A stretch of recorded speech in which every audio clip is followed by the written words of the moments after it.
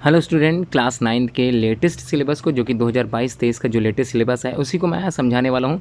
काफ़ी स्टूडेंट की प्रॉब्लम्स थी कि सिलेबस जो बोर्ड के द्वारा भेजा गया वो हिंदी मीडियम है जबकि उनकी पढ़ाई इंग्लिश मीडियम चलती है। तो चलिए आइए जानते हैं इंग्लिश मीडियम के स्टूडेंट भी इस सिलेबस को अच्छे से समझ लेते हैं। साइंस का ये जो है सिलेबस है लेटेस्ट अपडेट हुआ है, तो ध्यान समझिएगा। 70 मार्क्स की जो आप लोगों के रिटन एग्जाम होते हैं और 30 मार्क्स का जो आप लोगों का प्रैक्टिकल और प्रोजेक्ट वर्क आता है वो किस प्रकार से डिवाइड होता है इसी को मैं बताने वाला हूँ। आपकी पूरी साइंस की बुक में जो चैप्टर्स या फिर जो यूनिट डिवाइड है वो पूरे यूनिट 5 में डिवाइड है। पहली यूनिट में आप लोगों को मैटर से रिलेटेड उनके नेचर और उनके बिहेवियर को पढ़ना होता है और दूसरे यूनिट में आप लोगों को लिविंग वर्ल्ड से रिलेटेड काफ़ी कुछ सीखना पड़ता है, मतलब बायोलॉजी के कंटेंट आप लोगों को सेकंड यूनिट में मिलेंगे। थर्ड में आप लोगों को मोशन और फोर्स से रिलेटेड वर्क से रिलेटेड आप लोग को यूनिट पढ़नी पड़ेगी जो कि फिजिक्स से रिलेटेड है। फोर्थ चैप्टर आर एनवायरनमेंट से रिलेटेड जो कि बायोलॉजी का एक टॉपिक है। और खाद्य उत्पादन, फूड जो आप लोग खाते हो या फिर फूड जो हमारे मार्केट में आता है इसका किस प्रकार से मैनेजमेंट होता है ये आप लोगों को 5th यूनिट में पढ़ना पड़ेगा जो कि एक बायोलॉजी का ही कंटेंट है। टोटल नंबर्स इन 5 यूनिट से जो आएंगे वो 70 मार्क्स होंगे। प्रयोगात्मक परीक्षा जो आप लोग प्रैक्टिकल एग्जाम होगा या फिर वाइवा वाइज क्वेश्चन जो पूछे जाएंगे ये 30 मार्क्स का होता है। और टोटल जो पेपर आप लोगों का बनेगा साइंस का वो 70 मार्क्स का हो जाएगा। 70 मार्क्स का रिटन एग्जाम होगा, 30 मार्क्स का आप लोगों का प्रैक्टिकल होगा। अब चलिए एक एक करके समझते हैं कि कौन कौन से चैप्टर से आप लोगों को कितना कुछ पढ़ना है। ठीक है, कौन कौन सी यूनिट से कितना कुछ पढ़ना है। तो पहला 70 मार्क्स जो आप लोगों का पेपर होगा किस प्रकार से बटा हुआ है इसको जान लेते हैं। सबसे पहली यूनिट जो कि nature and behaviour of matter से रिलेटेड है, 20 मार्क्स का क्वेश्चंस इसी से आएंगे और इसमें आप लोगों को पढ़ना है मैटर की डेफिनेशन आप लोगों को पढ़नी है, सॉलिड लिक्विड गैस के स्टेट्स आप लोगों को पढ़ने हैं, उनके कैरेक्टरिस्टिक फीचर पढ़ना है, शेप, वॉल्यूम और डेंसिटी और इनके स्टेट्स जो परिवर्तन होते हैं मतलब चेंजेस जो होते हैं अकॉर्डिंग टू किसके अकॉर्डिंग, यहाँ पर गलनांक की बात हो रही है, मेल्टिंग पॉइंट की बात हो रही है, फ्रीजिंग पॉइंट की बात हो रही है, बॉइलिंग पॉइंट की बात हो रही है और इवेपोरेशन या वेपराइजेशन की बात हो रही है। इन सभी को आप लोगों को अच्छे से तैयार करके जाना है। ठीक है, अगला जो नेचर की बात होगी यहाँ पर आप लोगों को एलिमेंट्स पढ़ना है। सेकंड चैप्टर से रिलेटेड ये जो है टॉपिक है। यौगिक क्या होते हैं, मतलब जो आप लोगों ने पढ़ा होगा एलिमेंट से बन के कंपाउंड बनते हैं, कंपाउंड की मिक्सचर बनते हैं। मिक्सचर 2 प्रकार के होते हैं, होमोजेनस और हेट्रोजेनस टाइप के। ठीक है, समांगी और विषमांगी को यहाँ पर होमोजेनस और हेट्रोजेनस मिक्सचर की बात हो रही है। कोलाइड सोल्यूशन क्या होता है और निलंबन जिसको सस्पेंशन बोलते हैं ये आप लोगों को अपनी बुक से ही कंप्लीट करना है। तो सस्पेंशन सारे टॉपिक मैं इंग्लिश में बताता जा रहा हूँ और इसको आराम से आप लोग सीखते भी चलें। मॉलिक्यूल की बात होगी, नेचर ऑफ मॉलिक्यूल्स और आधारभूत इकाइयाँ जो उनसे रिलेटेड यूनिट्स होती हैं जैसे एटम्स एंड मॉलिक्यूल, रासायनिक संयोजन के नियम किस प्रकार, मास कंजर्वेशन लॉ जो है स्थिर अनुपात का नियम, ये कांस्टेंट प्रोपोर्शन का नियम जो आप लोग के कोर्स में जुड़ा हुआ है, मास कंजर्वेशन का नियम जुड़ा हुआ है, परमाणु द्रव्यमान तथा आणविक द्रव्यमान, मॉलिक्यूलर मास जो आप लोगों को पढ़ना है। और उसके बाद परमाणु की संरचना 3rd चैप्टर में आप लोगों को पढ़ोगे एटॉमिक स्ट्रक्चर से रिलेटेड। 4th चैप्टर पढ़ोगे इलेक्ट्रॉन, प्रोटॉन और न्यूट्रॉन से रिलेटेड जो भी हिस्ट्री आप लोगों को पढ़नी है। वैलेंसी क्या होती है, किस प्रकार वैलेंसी डिसाइड करती है किसी के केमिकल कॉम्पोजिशंस को, ये सब आप लोगों को पढ़ना है इसी यूनिट के अंतर्गत। ठीक है, अब जो सेकंड यूनिट सजीव जगत में संगठन है जो कि एक बायोलॉजी का है, 15 मार्क्स इससे रिलेटेड क्वेश्चन बनाए जाएंगे, बायोलॉजी में इंक्लूड होंगे। 15 और 10 मार्क्स आप लोगों को बताए जाएंगे कहाँ से होंगे, क्योंकि 25 मार्क्स का आप लोगों का बायोलॉजी का पेपर होगा, 25 मार्क्स का आप लोगों का फिजिक्स का पेपर होगा और जो केमिस्ट्री होगा 20 मार्क्स का केमिस्ट्री पेपर होगा। तो अब बात करते हैं बायोलॉजी के फर्स्ट चैप्टर जो कि सेल से रिलेटेड है। इसमें आप लोगों को यूनिट ऑफ लाइफ के बारे में काफ़ी कुछ सीखना है, प्रोकैरियोटिक एंड यूकैरियोटिक सेल्स के बारे में पढ़ना है, किस प्रकार मल्टी सेलुलर जो सेल्स होते हैं तैयार होते हैं, कोशिका कला। यहाँ पर आप लोगों को जो ऑर्गेनल्स होते हैं और सेल वॉल होती है, कोशिकांग जिसको यहाँ पर सेल ऑर्गेनल्स कहते हैं, कोशिका द्रव्य मतलब साइटोप्लाज्म की बात हो रही है, क्लोरोप्लास्ट की बात हो रही है, माइटोकॉन्ड्रिया रिक्तियाँ वैक्यूल्स की बात हो रही है, एंडोप्लाज्मिक रेटिकुलम्स हो गए, गोल्जी अपरेटस हो गए और न्यूक्लियस और साथ में क्रोमोसोम्स। इन सबको आप लोगों को अच्छे से डिटेल में सीखना है अपने सेल्स वाले टॉपिक से रिलेटेड। सेकंड चैप्टर जो कि टिश्यू से रिलेटेड है, ऑर्गन से रिलेटेड है, ऑर्गन सिस्टम से रिलेटेड है और जीव जंतु में किस प्रकार वनस्पति ऊतक होते हैं, किस प्रकार संरचना उनके कार्य होते हैं। वनस्पति ऊतक में आप लोगों को अच्छे से तैयार करना है, पूरी तरह से आप लोगों को चार्ट पढ़ाया गया होगा। उम्मीद करता हूँ आप लोग जंतु ऊतक से रिलेटेड काफ़ी चीज़ पढ़ोगे। जैसे यहाँ पर 4 प्रकार के आप लोग कोर्स में जुड़े हैं, एपिथेलियम है, संयोजी जिसको कनेक्टिव टिश्यू भी बोलते हैं, पेशी एवं तंत्रिका नर्वस टिश्यू भी आप लोगों कोर्स में जुड़ा हुआ है। अब विभज्योति ऊतक मतलब मेरिस्टेमेटिक टिश्यू की बात हो रही है और परमानेंट टिश्यू की बात हो रही है जो कि वनस्पतियों में पाए जाते हैं, ये आप लोगों को कोर्स में पढ़ाया गया होगा। आगे देखते हैं जीवों में विविधता मतलब diversity in the living organism. तो बायोडाइवर्सिटी आप लोगों का जो चैप्टर है चैप्टर नंबर 3 है, इसमें आप लोगों को related to plant varieties and related to the animal varieties की जो विभिन्नताएं होती हैं, जो वेरिएशंस होती हैं, उनको आप लोगों को पढ़ना है। वर्गीकरण का आधार क्या होता है, क्लासिफिकेशन क्यों आवश्यकता होती है, कितने भागों में बांटा गया है, पदानुक्रमिक संरचना मतलब हायरार्कियल ऑफ द क्लासिफिकेशन आप लोगों को पढ़ना है। वनस्पतियों के जो प्रमुख समूह जैसे बैक्टीरिया हो गया, थैलोफाइटा हो गया, ब्रायोफाइटा हो गया, टेरिडोफाइटा हो गया, जिम्नोस्पर्म, एंजियोस्पर्म, ये आप लोगों को इनकी विशेषताओं के आधार पर सीखना है। जंतुओं के प्रमुख समूह जो कि नॉन कॉर्डेट और कॉर्डेट से रिलेटेड है, इन्हीं की प्रमुख विशेषताएं आप लोगों को अच्छे से तैयार करनी है इसी चैप्टर के माध्यम से। अब जो 2 चैप्टर और आप लोगों के कोर्स में 2-3 चैप्टर इंक्लूड हुए हैं, क्योंकि 15 मार्क्स का ये यूनिट था। अब जो पढ़ेंगे आप लोग वो फिजिक्स से रिलेटेड क्वेश्चन, मतलब फिजिक्स से रिलेटेड पूछा जाएगा। 25 मार्क्स की यूनिट है, यानी कि टोटल नंबर जो फिजिक्स का पेपर होगा वो इसी यूनिट के अंतर्गत आएगा। तो चलिए एक एक करके सीखते हैं। 3rd यूनिट में क्या है, ये मोशन की बात हो रही है, दूरी और विस्थापन मतलब यहाँ पर डिस्टेंस और डिस्प्लेसमेंट की बात हो रही है, वेग की बात हो रही है, सरल रेखा में एक समान असमान गति के त्वरण की बात, एक्सेलरेशन की बात हो रही है, किस प्रकार का एक्सेलरेशन है, ये सिमिलर और डिसिमिलर मतलब एक समान गति से और दूसरा एक समान त्वरित गति के लिए जो दूरी समय वेग समय ग्राफ जो आप लोगों को पढ़ना है आपके कोर्स में दिया गया है, इसको आप अच्छे से जरूर तैयार करें। तो एक्सेलरेशन मोस्ट इंपॉर्टेंट है और डिस्टेंस एंड डिस्प्लेसमेंट में अंतर क्या है इसको जरूर पढ़ के जाएं, कई बार क्वेश्चन ये पूछा भी जाता है। उसके बाद जो फोर्स है और न्यूटन के जो आप लोगों के कोर्स में नियम जुड़े हुए हैं, जो लॉ ऑफ मोशन है, न्यूटन्स के लॉ ऑफ मोशन है, ये आप लोगों को पढ़ के जाना है। बल एवं गति क्या होती है, न्यूटन की गति के नियम के कौन कौन से सिद्धांत होते हैं, किस प्रकार से एक्शन और रिएक्शन ये किस प्रकार से वर्क करता है, और आप लोगों को द्रव्यमान मास जो आप लोगों को संवेग के बारे में पढ़ना, मोमेंटम के बारे में पढ़ना है, एक्सेलरेशन के बारे में पढ़ना है, किस प्रकार से दोनों को आप लोगों को डिफ्रेंशिएट करना है, ये सब कुछ आप लोग इसी में पढ़ोगे। उसके बाद यूनिवर्सल मतलब स्मॉल जी और कैपिटल जी आप लोग पढ़ के जाओ। ग्रेविटेशनल फोर्स क्या होता है, ग्रेविटी क्या होती है, ये सब कुछ आप लोग इसी में पढ़ोगे। ठीक है, अब आप लोगों को क्या करना है, प्लवन का सिद्धांत पढ़ना है। ठीक है, मतलब पानी में कोई चीज़ डुबाई जाती है वो किस प्रकार से वर्क करती है, किस प्रकार उसका भार पानी के भार के बराबर होता है या फिर उससे अधिक हो सकता है, ये सब आप लोगों को इसी सिद्धांत के माध्यम से पढ़ना है। मतलब आर्किमिडीज का सिद्धांत पूरी तरह से इसी में आपके कोर्स में जोड़ा गया। प्रेशर क्या होता है ये आप लोगों को पढ़ना है अच्छे से।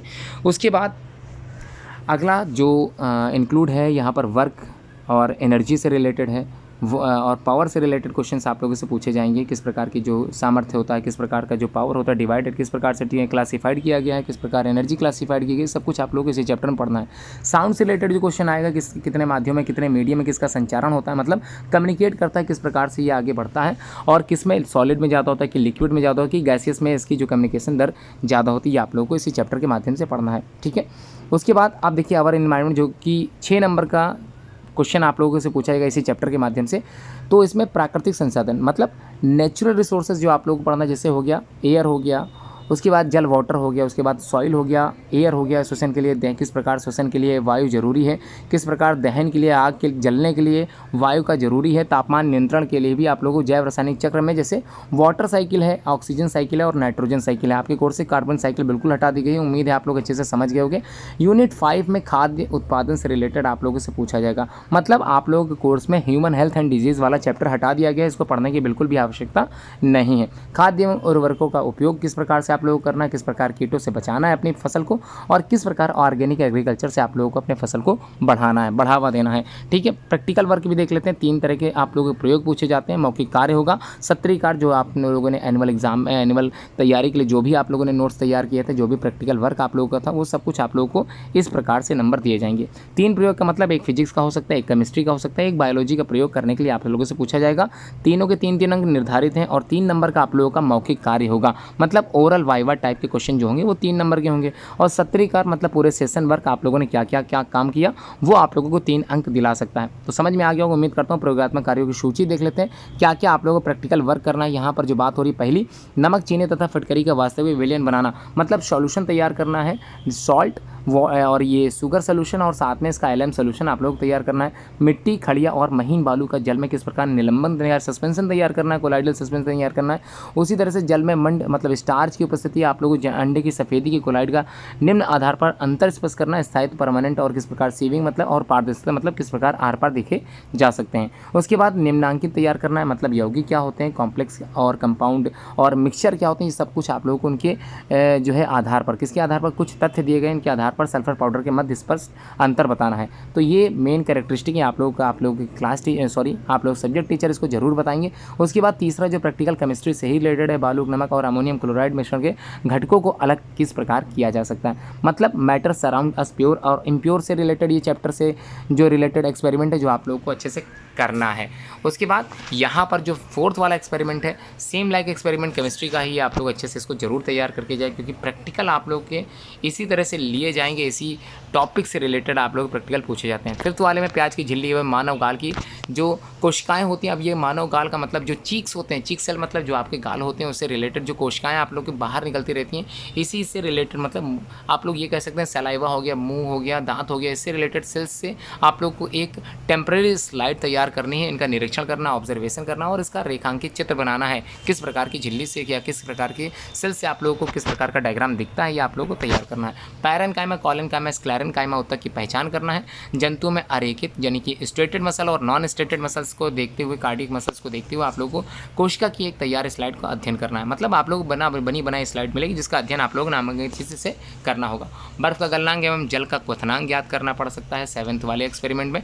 ध्वनि के परावर्तन का नियम मतलब रिफ्लेक्शन, ये साउंड का है, इसका सत्यापन करना है आप लोगों को। उसके बाद कमानीदार तराजू, ये फिजिक्स के सारे जो हैं दिए गए हैं, कुछ केमिस्ट्री के भी जुड़े हैं, कुछ मोनोकॉट और डाइकॉट जो कि बायोलॉजी से रिलेटेड प्रैक्टिकल है। इसका मैं आप लोगों को आसानी से समझा दूँगा क्योंकि प्रैक्टिकल वर्क जो कि बायोलॉजी से रिलेटेड है वो मैं ही कराऊंगा। उम्मीद है आप लोग को अगर डाउट अभी भी प्रैक्टिकल से रिलेटेड तो आप लोग कमेंट बॉक्स में कमेंट करके पूछ सकते हो, या मेरे दिए गए नंबर जो कि मैंने सबको बता रखा है इस पर आप लोग व्हाट्सअप मैसेज करके पूछ सकते हो। तो प्रोजेक्ट कार्य की सूची आप लोगों के सामने रखी गई है। कम से कम यहाँ पर जो आपके कोर्स में प्रोजेक्ट जुड़े हैं वो लगभग 15 हैं। इन्हीं 15 में से आप लोगों को 3 प्रोजेक्ट लगभग तैयार करने हैं जो कि फिजिक्स, केमिस्ट्री और बायो से रिलेटेड होने चाहिए। तो क्या है बायो से रिलेटेड, क्या है केमिस्ट्री से रिलेटेड और क्या है फिजिक्स से रिलेटेड, इन सभी को मैं आप लोगों को एक्सप्लेन कर दूंगा। बहुत ही ज़्यादा बड़ा वीडियो नहीं बना रहा हूँ। उम्मीद करता हूँ आप लोग अपने सिलेबस को समझ गए हो। खास तौर पे जो रिटन वर्क वाला 70 मार्क्स का जो चैप्टर्स आप लोगों के इंक्लूड किए गए हैं, कौन से हटाए गए, वो आप लोग अच्छे से समझ गए होंगे। तो हेल्थ एंड डिजीज़ वाला जो चैप्टर था आप लोगों के कोर्स से बिल्कुल पूरी तरह से हटाया जा चुका है। बायोलॉजी का ये चैप्टर पूरी तरह से आपके कोर्स से हटाया जा चुका है।